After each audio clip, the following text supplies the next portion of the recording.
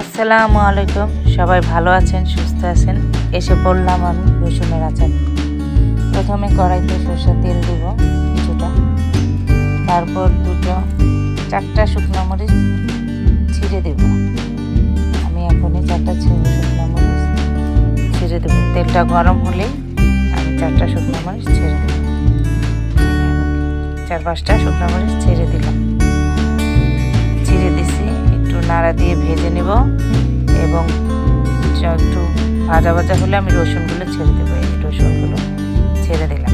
রসুনগুলো একটু ভাজবো, ভাজার জন্য আমি একটু নাড়াচাড়া দিচ্ছি এবং সরিষা তেল তো একটু বলক উঠে ফেনা হয়ে যায়, এটা ভয়ের কিছু নেই। এই যে ফেনা হয়ে গেছে, তাই ওই কিছুক্ষণ পর পর একটু উঠিয়ে দেখলেই হবে যে ব্রাউন কালার হয়েছে কিনা। তারপর আমি এটা নাড়াচাড়া কিছুক্ষণ পরে আমি একটু আঁচটা কমিয়ে দিলাম। এই যে দেখেন আমি রসুনটা একটু ব্রাউন কালার ভেজেছি। তারপর একটু পাঁচফোড়ন দিয়ে দেব। পাঁচফোড়নটা এই সময়টায় দিলে মানে তিতা লাগে না, তাই আমি এই সময়টায় দিই পাঁচফোড়ন। এই যে পাঁচফোড়নটা দিয়ে এই যে আমি নাড়া দিয়ে দেখলাম ব্রাউন কালারটা কীরকম ভালো হয়েছে। এই যে পাঁচফোড়নটা দিচ্ছি, দেখছেন এখন একটা খুব গ্রান ছুটছে। তারপরে দিলাম একটু আদা বাটা, মানে আদা রসুন পেস্ট, এটা বাটা দিছি। তারপরে এখন এর মধ্যে আমি দিব, এই যে এখনই দিচ্ছি, এটা একটু হলুদ গুঁড়ো দিয়ে একটু নাড়াচাড়া দিব। এটা যত একটু করে মিশানোর পরেই দেখবেন কালারটাই হয়েছে। তারপরে আমি একটু মরিচের গুঁড়ো দেব, একটু ধনিয়া ফাঁকি দেব। দেওয়ার পরে এই যে নাড়াচাড়া দিয়ে আমি একটু ভেজে নিচ্ছি। ভেজে নেওয়ার পর একটু নাড়াচাড়ার পর তারপরে দিব আমি সরিষা বাটা। এই যে দেখেন সরিষা বাটা দিয়ে নাড়াচাড়া করছি, একটু ভেজে নিচ্ছি। একটু ভেজে নেওয়ার পরে দেখবেন খুব সুন্দর একটা ঘ্রাণ ছুটেছে। এই যে একটু ভেজে নিচ্ছি, নাড়া দিয়ে একটু ভেজে নিচ্ছি। এটা দেওয়ার পরে দেখবেন কালারটা খুব সুন্দর আসছে। তারপর আমি একটু লবণ দিয়ে দেব, স্বাদ মতন একটু লবণ দেব। স্বাদ মতন লবণ দেওয়ার পরে 3 চামচ চিনি দেব। চিনি স্বাদ মতন, যে যার মতন দিতে পারে। যদি কেউ মিষ্টি খেতে চায় বেশি তাহলে একটু বাড়ায় দিবে, কেউ একটু টক বেশি।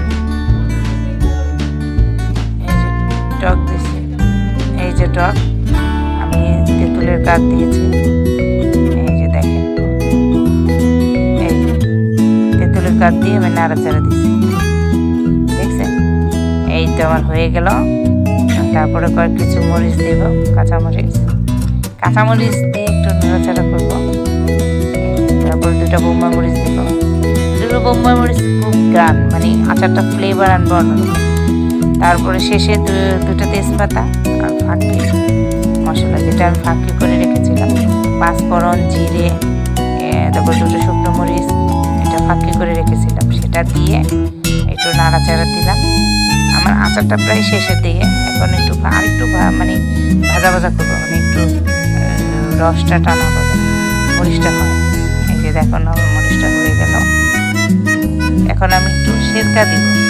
আচারটা খুব ভালো থাকে সিরকা দিলে, অনেক দিন পর্যন্ত ভালো থাকে। এবং যদি আপনি রোদ্রে দেন কিছুদিন পর পর অনেক দিন লম্বাটা রেখেও খাওয়া যাবে, বুঝছেন। এই দেখেন আমি দিয়ে দিলাম। সিরকা দেওয়ার পর কিছুক্ষণ 5 মিনিট রাখার পরে এই যে আমি ঠান্ডা হওয়ার পর বরমে ভরে দিয়েছি, দেখেন কালারটা। আর আপনারা ভাবছেন হয়তো এটা ঝাল বেশি, না, এটা একদমই ঝাল বেশি না। এটা ঝাল, টক, মিষ্টি 3টা ফ্লেভার একসাথে হয়েছে, মানে এত মজা হয়েছে, এত টেস্টি, যা মানে আপনারা বাসায় বানিয়ে দেখবেন কেমন ভালো। ওকে, আল্লাহ হাফেজ।